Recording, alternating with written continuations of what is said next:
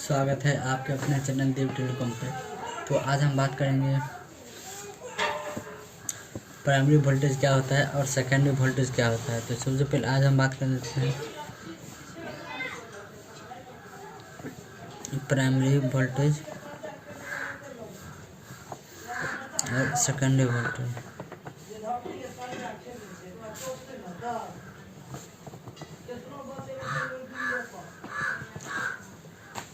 Primary voltage क्या होता है और सेकेंडरी वोल्टेज क्या होता है।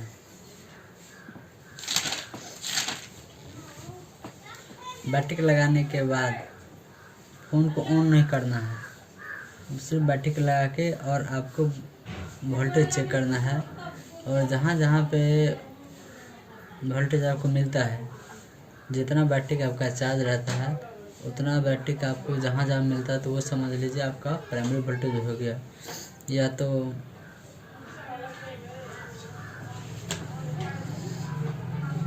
पीएफओ सेक्शन में जाता प्राइमरी वोल्टेज, या जिसको आप नेटवर्क सेक्शन कहते हो। उसके बाद Bluetooth IC, audio IC, light IC, wifi IC, उसके बाद पावर आईसी, उसके बाद पावर के।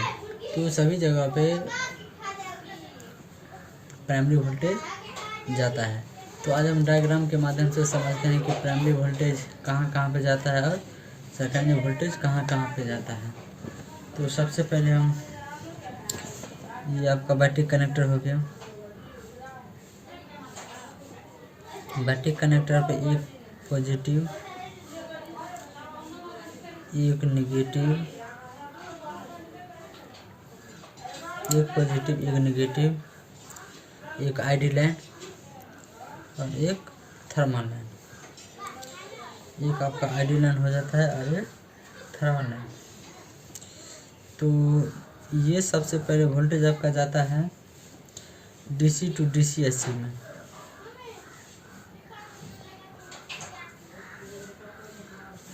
ये हो गया डीसी टू डीसी एसी, या आपका हो सकता है PMI IC, या आपका हो सकता है BQ IC।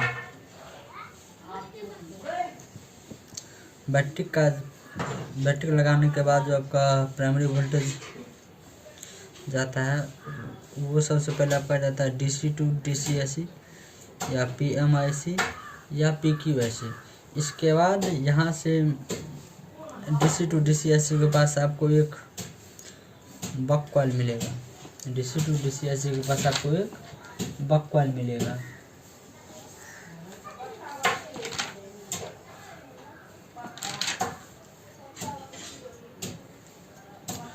बैटरी लगाने के बाद जो 4.2 volt DC to DC AC में जाता है वो रेगुलेट करके आपको ये कॉइल पे मिलेगा, जो आपका VPH कॉइल कहलाता है।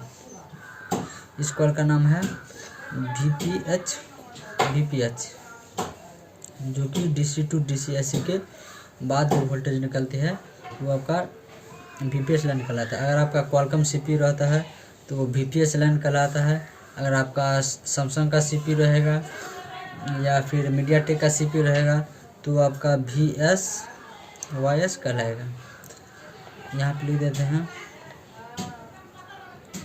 क्वालकॉम का CPU है तो VPH लाइन बनेगा। अगर सैमसंग का CPU है तो VSYS बनेगा। मीडियाटेक CPU है तो VSYS वोल्टेज आपका कहलाता है। तो सबसे पहले ये जो कॉइल पे पाया जाता है, यहाँ पे एक इसी लाइन पे एक आपका डायोड लगा रहता है।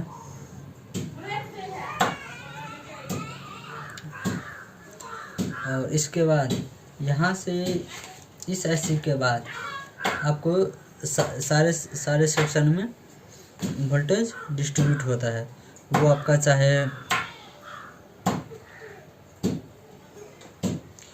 आप बोल सकते हैं PFO IC या नेटवर्क IC भी बोल सकते हैं उसको।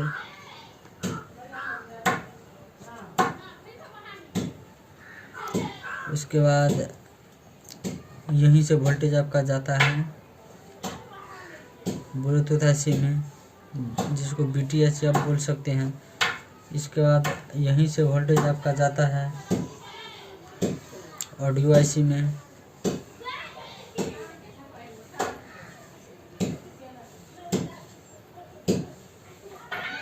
ऑडियो आईसी में यहीं से आपका वोल्टेज चला जाता है। ऑडियो आईसी के बाद आपका हो जाता है लाइट आईसी।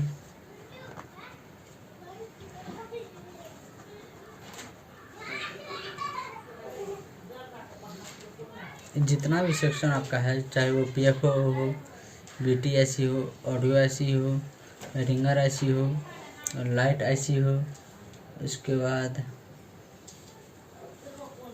पावर आईसी हो, यहीं से वोल्टेज आपका पावर में भी जाता है।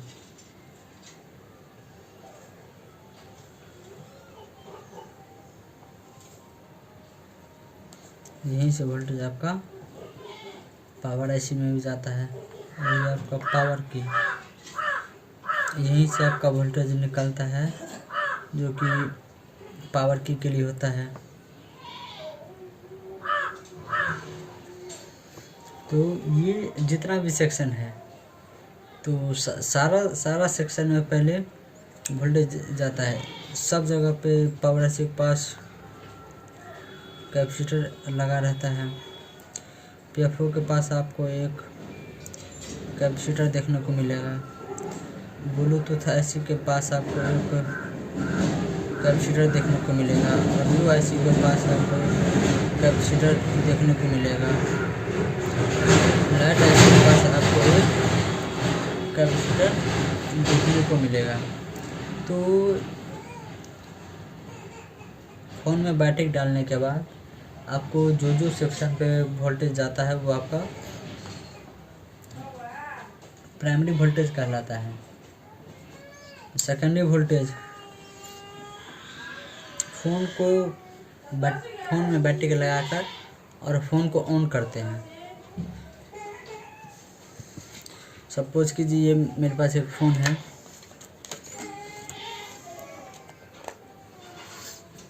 फ़ोन में बैटरी का लगाकर फ़ोन को ऑन करते हैं।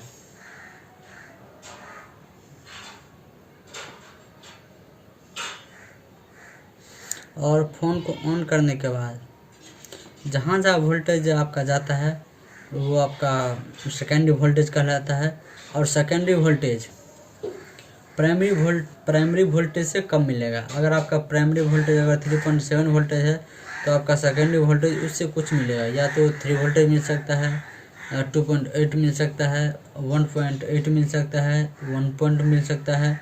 तो ये आपका सेकेंडरी वोल्टेज कहलाता है। और सेकेंडरी वोल्टेज ये आपका सीपीयू हो गया,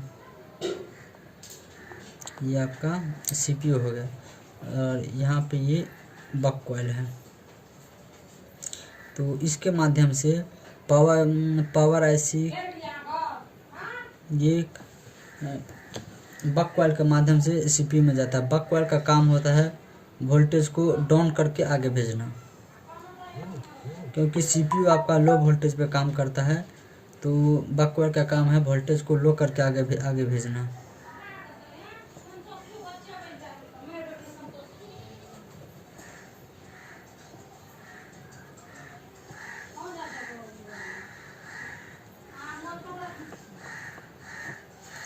ये आपका जो बक कॉइल लगा रहता है, किसी पे आप चेक किया जाता है 0.8 वोल्ट मिलेगा, किसी पे 0.9 मिलेगा, किसी पे 1 वोल्ट मिलेगा। तो उसके बाद ये आपका हो गया सीपीयू, ये आपका हो गया eMMC। इसको वोल्टेज पावर आईसी से ही मिलता है।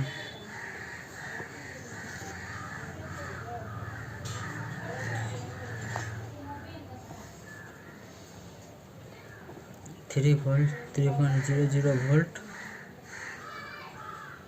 और 2.8 वोल्ट ये आपको मिलता है पावर आईसी से। तो आपको समझ में आ गया कि प्राइमरी वोल्टेज क्या होता है और सेकेंडरी वोल्टेज क्या होता है। तो चलिए, ये तो आपका थ्योरेटिकल हो गया, और आपका प्रैक्टिकल बोर्ड पे आपको करके दिखाएं।